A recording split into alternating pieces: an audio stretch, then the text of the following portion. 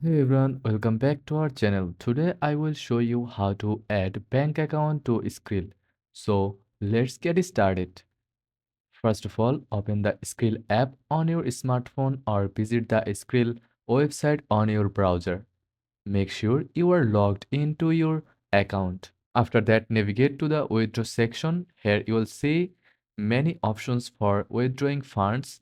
Simply select the bank account option.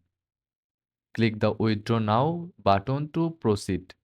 Skrill will prompt you to add your bank account details if you haven't already.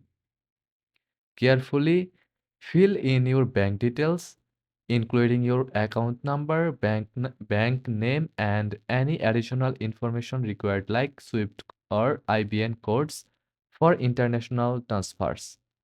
Double check the details to make sure they're correct. Once done, tap Save. Skrill will securely link your bank account. That's it. Thanks for watching.